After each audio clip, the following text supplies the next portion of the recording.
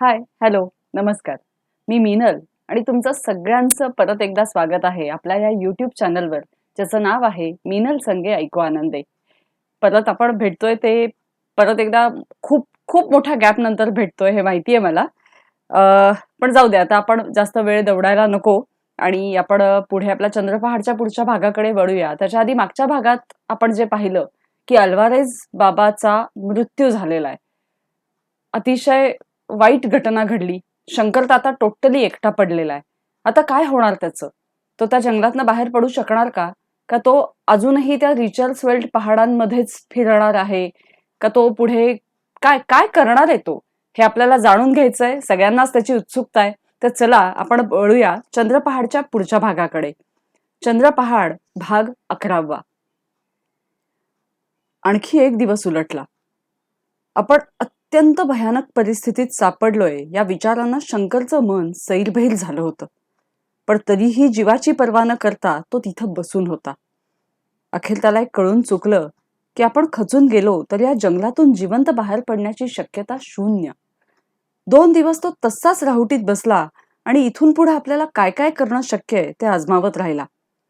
अचानक त्याला आठवलं की त्या दिवशी अल्वारेझ बाबानं बोलताना अगदी सहजगत्या सॅलिसबरीचा उल्लेख केला होता.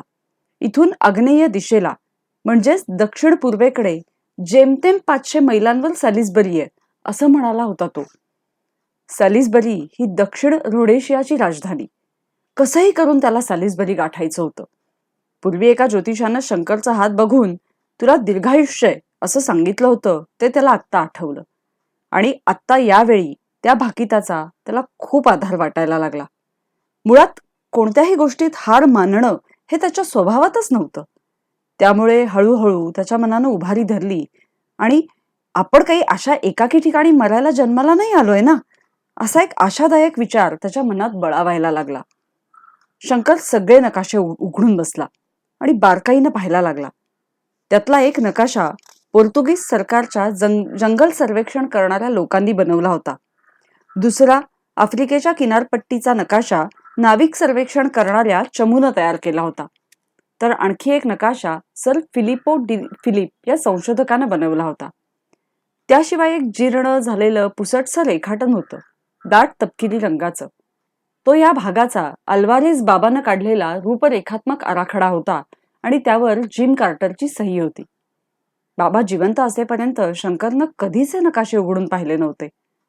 पण आता त्याचे प्राणच सर्वस्वी त्या नकाशांचं तो कितपत बिनचूक वाचन करतो आणि आकलन करून घेतो यावरच अवलंबून होते.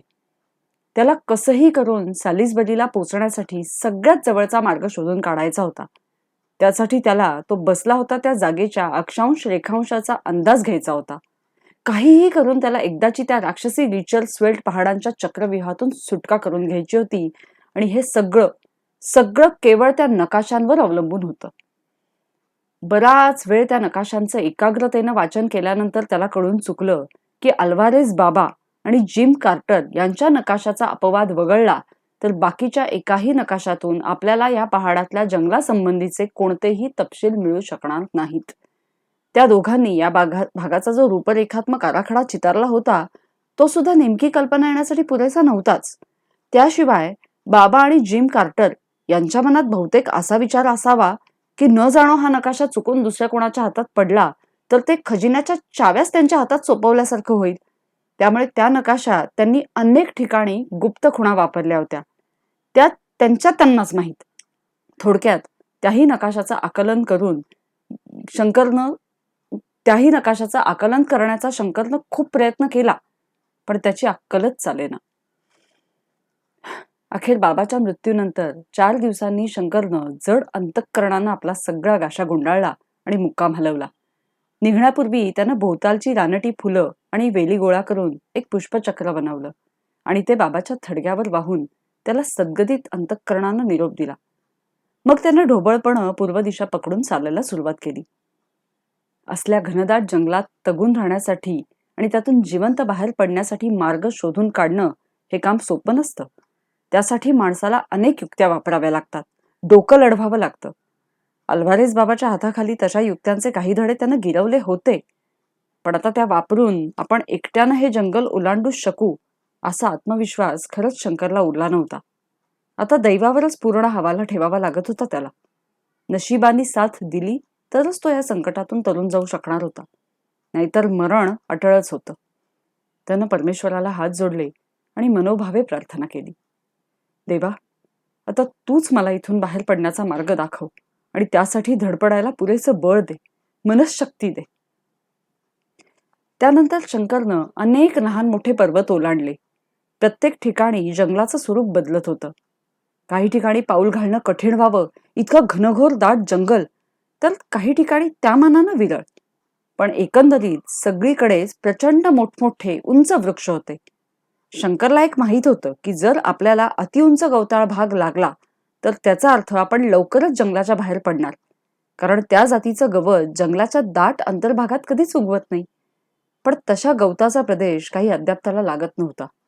त्याला चोहीकडे दिसत होतं ते उंच उंच पुरातन वृक्ष आणि त्याखाली झाडाझुडपांचं जुंबाड. पहिल्या दिवशी तिन्ही सांजेला शंकर दाट जंगलात होता. आपलं पुष्कळचं सामान त्यानं मागच्या मुक्कामीत सरळ सोडून दिलं होतं. त्यानं फक्त अल्वारेस बाबाची मॅनलियर रायफल घेतली होती आणि होता नव्हता तेवढा सगळा बंदुकीच्या गोळ्यांचा साठा घेतला होता. बाकीचं सामान म्हणजे खाण्यापिण्याच्या सगळ्या वस्तू, टॉर्च, नकाशे, काडेपेट्या, घड्याळ, पांघरायला रग आणि आवश्यक अशी थोडी औषधं. एक गोष्ट मात्र त्यानं आवर्जून घेतली होती, ती म्हणजे झाडाला टांगायचा झोळी वजा बिछाना. खरं तर त्यांचा तंबू खूप हलका होता, पण तरी एवढ्या सामानात शंकरला तो एकट्यानं उचलून नेणं अडचणीचंच वाटत होतं. त्यामुळे त्यानं झोपायचा झुला घेतला आणि तंबूवर सरळ पाणी सोडलं. समोरासमोरच्या दोन झाडांच्या फांद्यांना झुल्याच्या दोन बाजूंची टोकं बांधून त्यानं झक्कपैकी आपला बिछाना तयार केला. एकतर त्यानं तो पुरेशा उंचीवर बांधला आणि शिवाय शेजारीच मोठा जाळ पेटवून ठेवला. जनावरांना दूर ठेवण्यासाठी एवढं करणं गरजेचंच होतं. त्यानंतर हातात रायफल घेऊनच त्यानं झुल्यामध्ये पाठ आडवी केली. पण तो डोळे सुद्धा मिटू शकला नाही. झोपणं तर लांबचंच. याचं एक कारण म्हणजे कीटकांचे, विशेषतः डासांचे थवेच्या थवे त्याच्यावर तुटून पडत होते.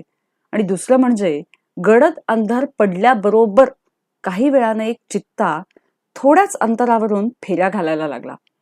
अंधारात त्याचे डोळे आगीच्या दोन ठिणग्यांसारखे चमकत होते. शंकरला त्याच्या डोळ्यांवर टॉर्चचा झोत टाकला तसा तो दूर पळाला, पण थोड्या वेळानं तो आणखीनच जवळ आला. मग मात्र शंकरचं धाबं दणाणलं. आपल्याला काहीही करून सावध राहिलंच पाहिजे.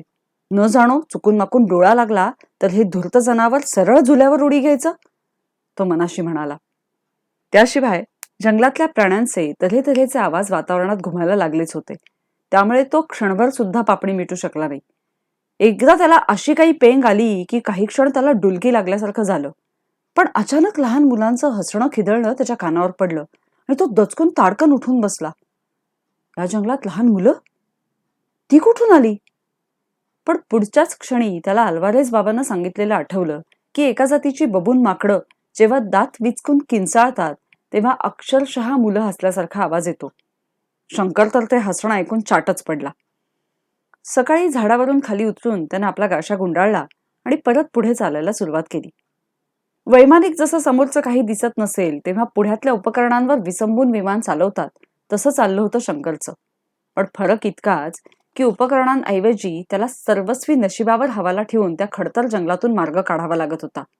ना नकाशे साथ देत होते, ना दिशा दाखवायला जवळ होका यंत्र होतं. आपण कोणत्या दिशेला चाललोय, कुठे पोचणार आहोत, काहीही माहीत नव्हतं. खरोखर दिशाही नव्हती त्याची धडपड. परिणामी 2 दिवसातच त्याचं सगळं अवसान गळालं. अशा अफाट पसरलेल्या निबिड जंगलातून जाताना एखाद्या विशिष्ट दिशेला चिकटून राहून मार्ग काढणं किती कठीण आहे हे आता त्याला पुरतं कळून चुकलं. चहूबाजूंना अगणित उंच उंच वृक्ष, नजरेसमोर सगळीकडे वृक्षांचे मोठमोठे बुंधे. मान उंचावून वर पाहिलं तर डोक्यावर पाना फांद्यांचं, वेलींच्या दाट जाळ्यांचं अखंड छत, अंतहीन. आकाशाचा तुकडा सुद्धा दिसू शकत नाही. अशा परिस्थितीत कुठला सूर्य, कुठला चंद्र आणि कुठले तारे. डोक्यावरच्या हिरव्या छतातून गाळून येणारा सूर्यप्रकाशही अगदी जेमतेम. त्यामुळे दिवसभर संधी प्रकाश. मैलोगणती चाला, मैलोगणती चाला, हे असंच जंगल. दिशा तरी कशी ठरवणार?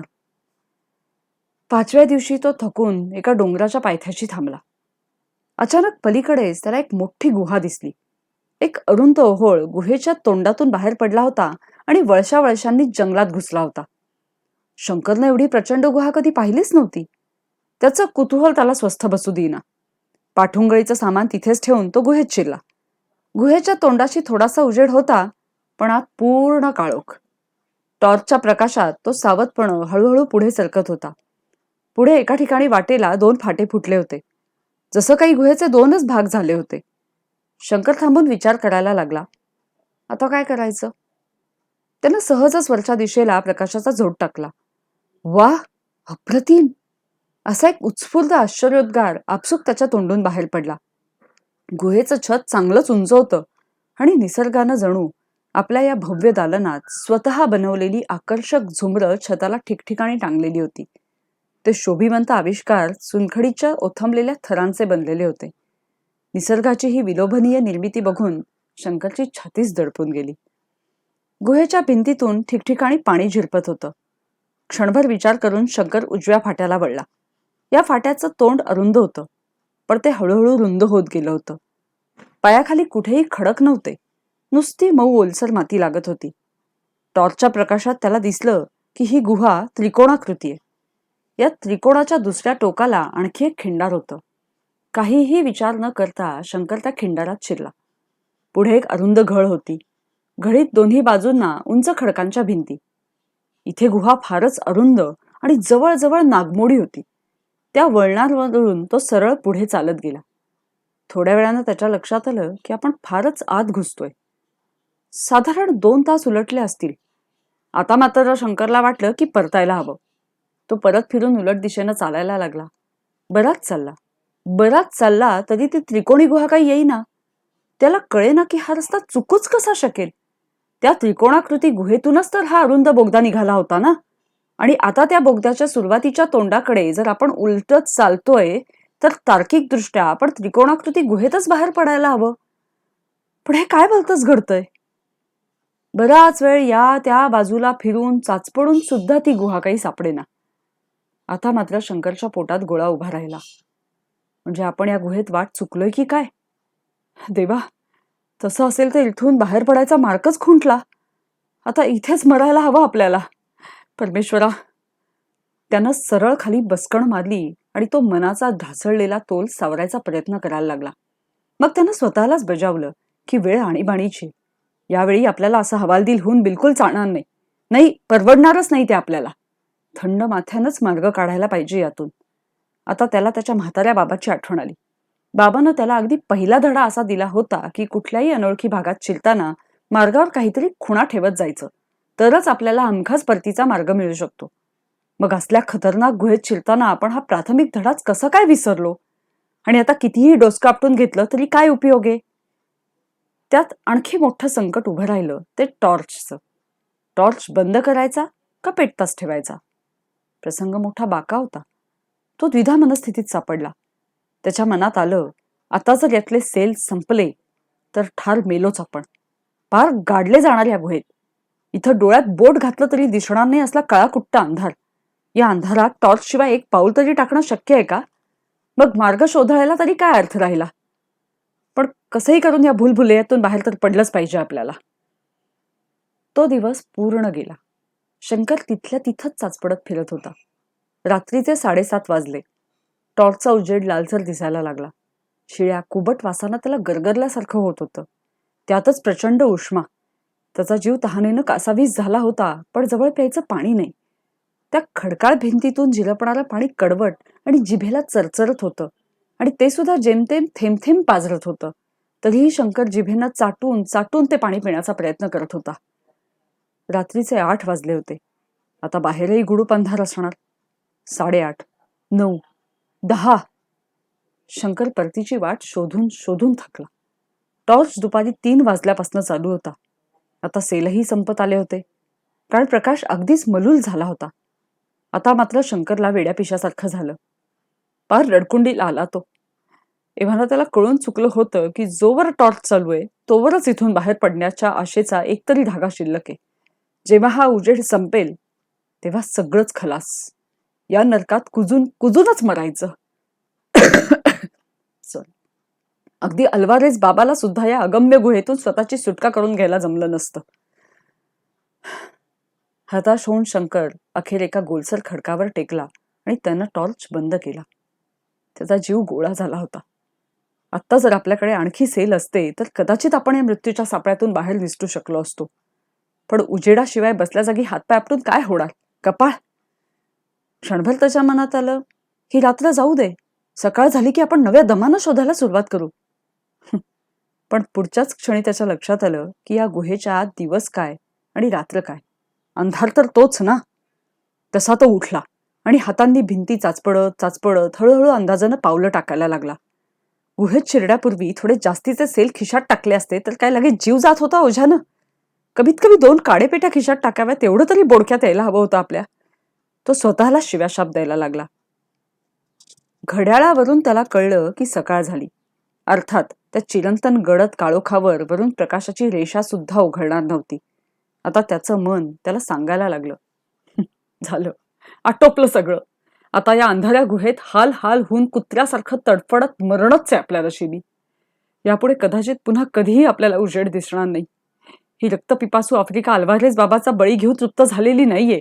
तिला आता आपला सुद्धा घास घ्यायचा आहे. 3 दिवस 3 रात्री अशाच उलटल्या. शंकर आपल्या बुटातला आतला तळवा चावून चघळून भूक भागवण्याचा प्रयत्न करत होता. आजूबाजूला खाण्यासारखं काही मिळतंय का खूप शोधलं त्यानं, पण ना एकही उंदीर, ना विंचू, ना साधं झुरळ. आता कुठलाही गलिच्छ प्राणी सुद्धा तोंडात टाकून भूक भागवायची तयारी होती त्याची, पण त्याला काहीच मिळेना. हळूहळू शंकरचा तोल सुटत चालला. अंगात उभं राहायचंही त्राण राहिलं नव्हतं त्याच्यात. वर डोकं भ्रमिष्ठासारखं झालेलं. आपण काय करतोय, काय घडतंय, काही काही त्याला कळेना. वेड्यापिशासारखा तो बरळायला लागला. मला बाहेर काढा, या गुहेच्या बाहेर पडायचंय मला. काही करून मला बाहेर जायचंय. उजेड बघायचंय मला, उजेड.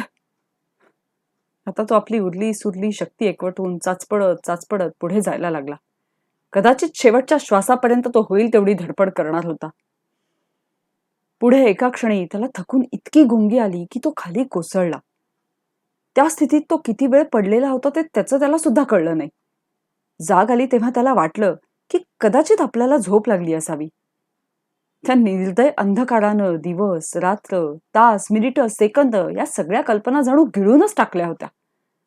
क्षणभर तर त्याच्या मनात अशीही शंका आली की आपली दृष्टी चालू झाली नाहीये ना, म्हणून असा काळोख दिसतोय आपल्याला. आता त्याला कशाचाच भरवसा वाटत नव्हता. पण थोडा वेळ झोप झाल्यामुळं त्याला तरतरीत वाटायला लागलं. तो उठला आणि त्यानं परत वाट धुंदळायला सुरुवात केली. अखेर तो दिएगो अल्वारेझ नावाच्या अस्सल मर्दाचा चेला होता. तो असा मुकाटपणा मरण पत्करणाऱ्यांपैकी नव्हता.